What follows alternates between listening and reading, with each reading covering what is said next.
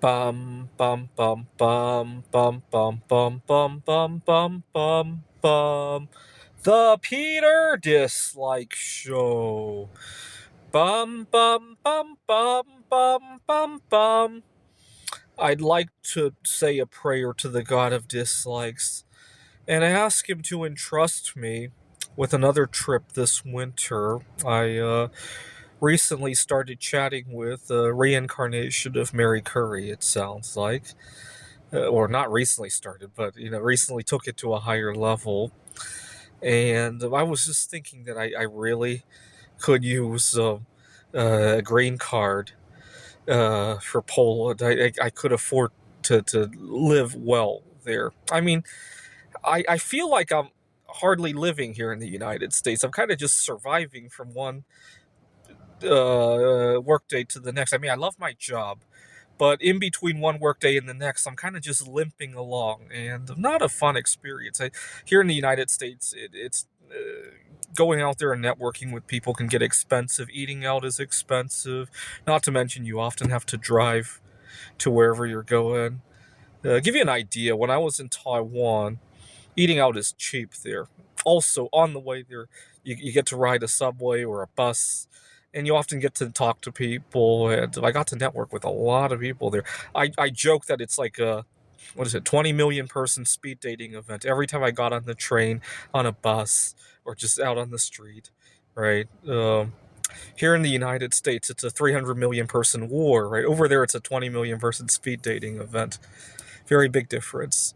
Right, and all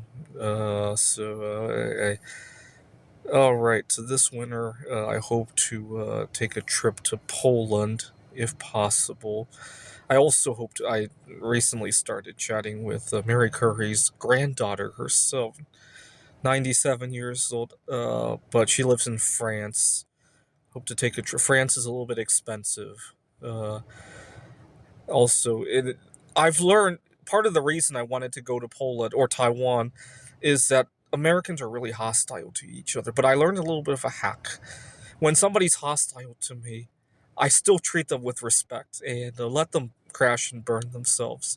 So on my way home, I got lost on my way from the airport. It's hot, and as I'm looking for directions, I guess I loitered somewhere that upset somebody, and I said, thank you, but it's hot. I'm just taking a break in the shade. Thank you so much for your patience. And I kind of let that person crash and burn. What was really funny was later I was tempted to write a bad review on Google. It was the place that I quote unquote loitered was an insurance agent's office, and I decided to write a bad review. But instead, I wrote, thank you. I had a little bit of a situation on my way back from the airport. Thank you for letting me sit out a little bit, and but I left a 4-star review out of 5 to let the viewer know that there was a little bit of a problem.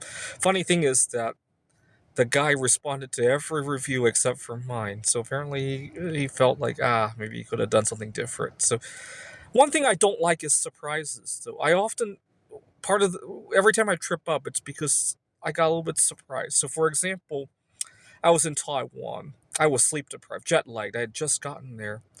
I had gone to the grocery store to buy some things. It was 300 some Taiwanese dollars. And I got excited because I love searching currency notes for interesting serial numbers. I put 1,000 into the machine. And in my sleep deprived mind, I thought the machine was going to spit out $600 bills. I forgot there's a $500 bill. So I'm really excited. Come on, let's see if we can find a bill with a lot of interesting digits on it. It spits out a 500 and a 100, and I'm just upset. It's not that upsetting, but it's an unpleasant surprise, and I got so upset that I crumpled the bills up and I shoved them into my pocket in anger. I wasn't that upset. It was just a shock to the system, and so when somebody tells me, "Sir, you got to get out of here," in a weird voice, sometimes before the rational part of my brain can kick in, the emotional part already has reacted. I need to get better at that. That is one thing that a weakness that I noticed of, especially when I'm sleep deprived. This semester, I'm going to make good sleep the number one priority, even if I have to miss things, even if I have to skip out. on social events. Good sleep is going to be a number one priority because a lot of things fall apart. I mess up dates when I don't. Think of it this way: if I'd rather miss work than be sleep deprived and go to work, because if I'm sleep deprived and I go to work and I mess up and I get fired, that's it, right? It's a lot better to just say, hey, I feel kind of sick today, right? At least I won't get fired for that generally, right? This is the Peter Dislike Show. Bum bum bum bum bum bum bum bum bum bum bum bum.